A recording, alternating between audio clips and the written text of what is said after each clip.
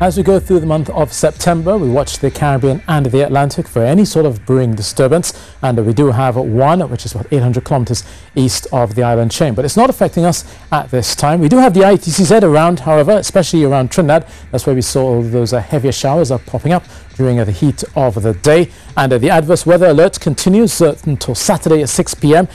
Be mindful of the impacts of the possibility of street or flash flooding, gusty winds, as well as landslides and landslips, which we've already seen around parts of northern Trinidad. You can just see here the line of clouds are linked to the ITCZ. It's basically the moist rising air which occurs around the equator. It tends to move northwards with the sun and then begin to sink south as we go through our wet season. We see a peak in August and then next one in November, but around this time you still tend to see the ITCZ flaring up. So we'll see a few of those showers continuing overnight and into Saturday. Meanwhile, this is the disturbance. It has a medium chance of developing, but it is encountering lots of dry air as well as unfavorable up-level winds, despite it being over some warm water. So tonight then in the Tobago, still occasional showers are expected. A few of the showers are continuing into your morning, so you will see a bit of a breeze as well picking up, and the breeze will push most of those showers across the island as you go through the afternoon. But nevertheless, it will still feel warm at times, especially if you're on that sheltered side.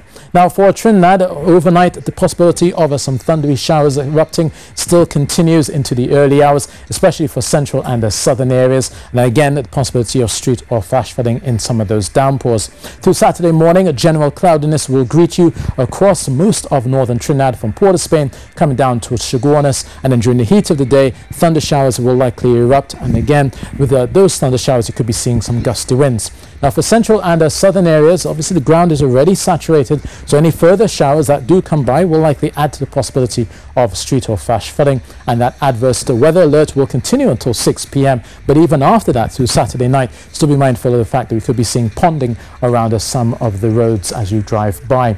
Temperature-wise, looking at 32 degrees Celsius the high in Trinidad through tomorrow, and also for Tobago. And into Sunday, there's a bit of a break, a bit of sunshine comes through, especially around late on Sunday going to Monday, but we could be seeing a bit more rainfall on Tuesday as we see the ITCZ coming back into action.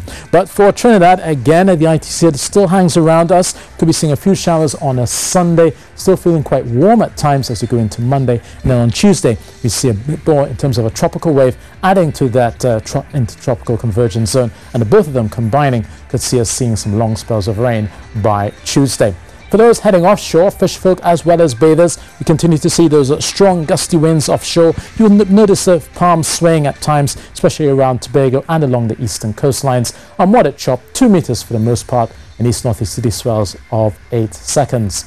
Now, for the rest of the Eastern Caribbean, they have been seeing mostly settled weather. They've also been seeing some Saharan dust. But there is a couple of systems out there in the Atlantic that we are watching. They're over some warm waters. The next one, a tropical wave, may well strengthen as we go through early next week. So we'll be watching that quite closely. But right now, the disturbance, which is east of the island chain, will continue to stay offshore, so we does see occasional hazy spells for Barbados as well as St. Vincent. Up the island chain, it will be mixed in with a bit of cloudiness. We do have a few showers popping in there, but for Kingston, hazy, fair at times, maybe just a brief shower at 33, but the thunder showers will likely be around most of Cuba as they go through their Saturday and into Sunday as well. So that's your weather, and that's it from me.